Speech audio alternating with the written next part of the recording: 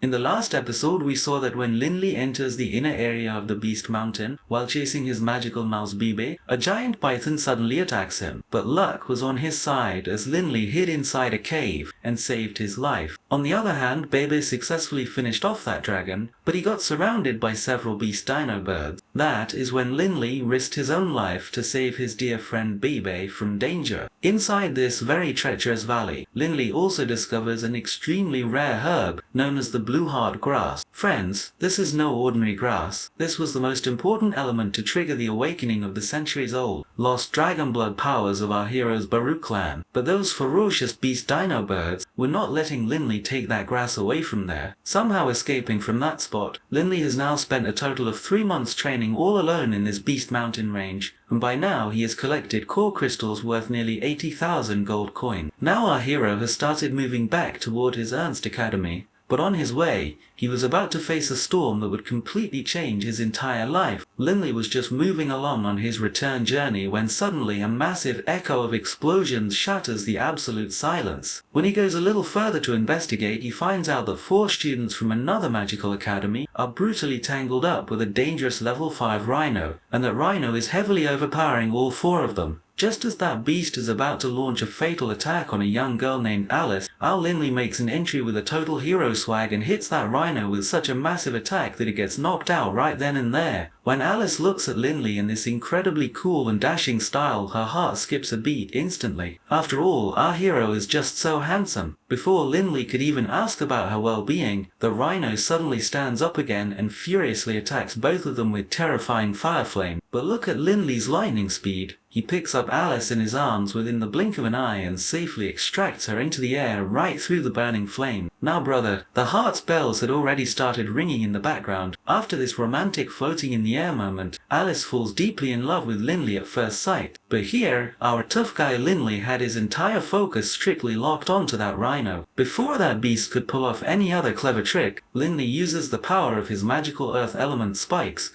and finishes it once and for all by summoning sharp stone pillars right out of the ground. The rest of the students were left completely shocked after witnessing this terrifying level 5 power of Linley. Meanwhile, one of the boys among them, who secretly liked Alice, started burning with intense jealousy deep inside due to this new hero's grand entry. That boy approaches while getting irritated and introduces himself while showing off his heavy attitude. "My name is Kilan and I am the eldest son of the extremely wealthy Debs family of this city." While saying this, he very smartly and intentionally separates Linley's hand from Alice's hand, meaning friend. The noteworthy point here is that these two had been unknowingly standing there holding each other's hands all this time. Kaylin offers a formal thank you to Linley for saving their lives and gives him an offer to come along with them. But our Linley is no less in his attitude. He just states his name and starts moving forward from there completely alone. But Alice just cannot resist. She immediately rushes forward and calls out to Linley from behind. "Linley, can we please walk along with you? The road ahead is very dangerous, and if a powerful warrior like you is with us, nothing will happen to us." Now friends, no matter how tough a guy is, when a beautiful girl requests with such pure innocence, the heart simply melts. Linley nods his head in agreement with a smile and takes them along with him. In the middle of this dangerous mountain journey, the night finally falls. Everyone sits down to rest around a campfire, completely exhausted. Linley was also sitting with his eyes closed due to heavy fatigue when Alice quietly walks up to him on her tiptoe. Sensing someone's footsteps behind him, Linley becomes instantly alert, but when he sees that Alice has very affectionately covered him with a blanket while he rests,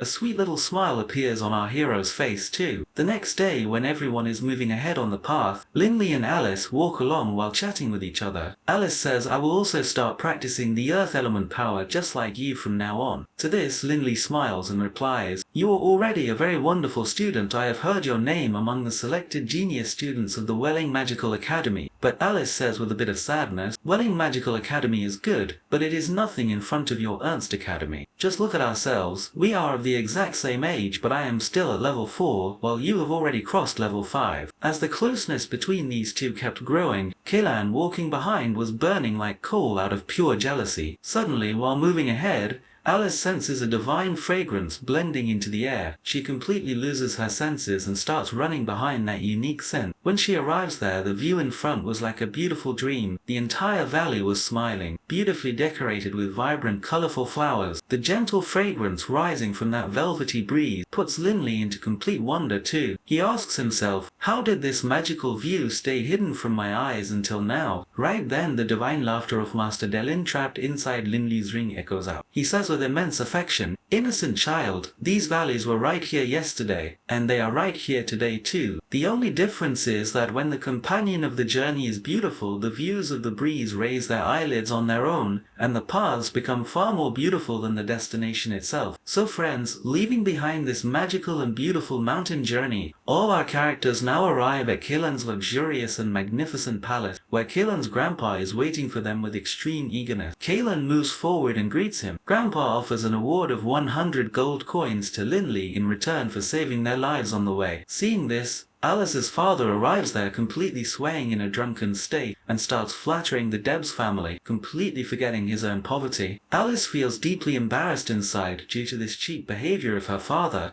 and she holds her papa's hand, asking him to come home. On the other side, the self-respecting Linley clearly tells Kaelin's grandpa, "I have absolutely no need for this reward," and he walks out of there completely alone. When Alice's papa spots a highly expensive and magnificent horse carriage there, he begins praising that too with greedy eyes. Alice starts leaving after saying goodbye to Kaelin, and that is when Kaelin, leaving no opportunity to impress her, says, "Do not worry Alice, my attendant will safely drop you to your home in this horse carriage of yours." Giving so much importance to an ordinary girl over their family status does not sit very well with Kaelin's grandpa, but bitterness blends into the story when Alice turns around to look at Linley on her way, and her papa says with irritation, "Do not even dare to look toward him. You are going to become the daughter-in-law of the Debs family very soon. You must maintain a strict distance from ordinary and poor guys like Linley." Unfortunately, Linley, who is passing by the path, also overhears these sharp and bitter words. He says in a heavy voice, "Master Delin, when we were in the Beast Mountain range,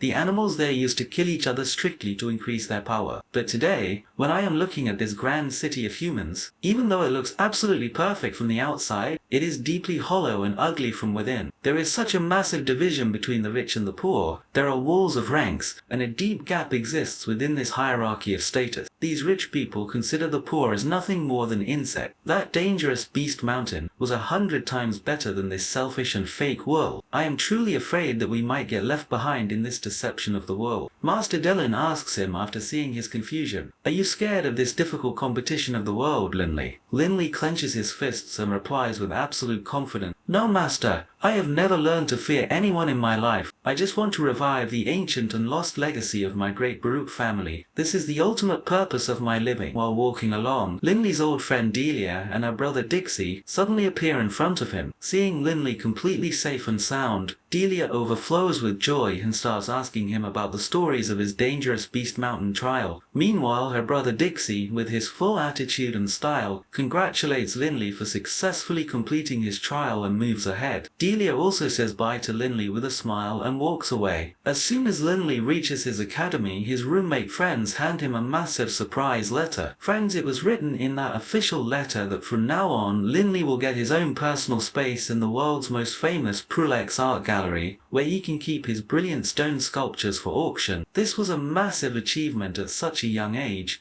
which all the friends celebrate together heavily with some wine. Now the vacations were about to start in the academy, so all the friends get busy preparing to head to their respective home. While returning home on the way, Alice once again fixes her eyes outside the window to look at Linley. And friends, I am absolutely sure that this love angle of Alice is going to bring a massive storm into this series and into Linley's life ahead, which we will clearly see in the upcoming part. Now the story shifts to Linley's ancestral home. When Linley returns home, Lord Hogg feels immensely proud upon seeing his son in front of him. He sees a courageous and mature warrior inside his son's eye. He steps forward and asks about his well-being, and right then, Linley places the precious crystals of a whopping 80,000 gold coins earned by risking his life in the Beast Mountain right in front of him. His father is left completely stunned upon seeing this. But friends, a father's heart only craves the safety of his child. What does he care about wealth? He pushes the money aside and starts checking Linley from bottom to top to see if his child has sustained any deep injury. When he does not get satisfaction from the surface, he commands Linley in a strict voice to take off his jacket. Linley tries to dodge the topic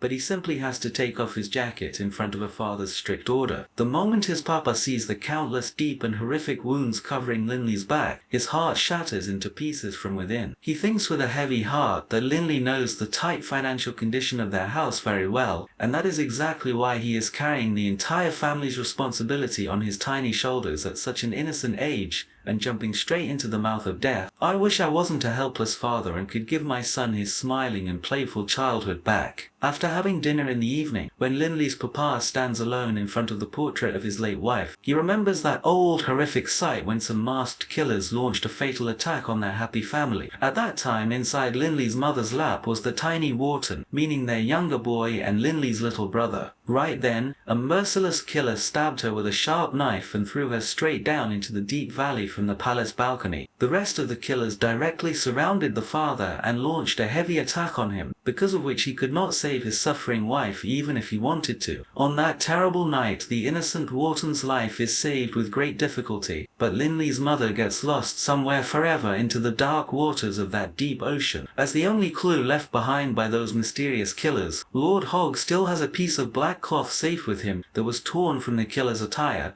on which a chilling blood-red spider symbol is crafted. So friends, who is the actual mastermind behind this mysterious red spider? Is this some massive secret organization? And will our hero Linley ever be able to find those killers of his mother and take his revenge? We will find out all of this in the upcoming explosive episodes of the story. But our emotional and suspense-filled episode of today ends right here. Friends, as you already know, I never add any useless spice or fake theories into my explanation, and I narrate every single episode with absolute truth by holding tightly onto the soul of the original anime series. If you also love to watch precise, genuine and heart-touching explanations of anime just like this, then do not forget to subscribe to this favorite channel of yours right now and press the notification bell. See you in the next explosive part. Until then, take care of yourself. Take care and bye-bye.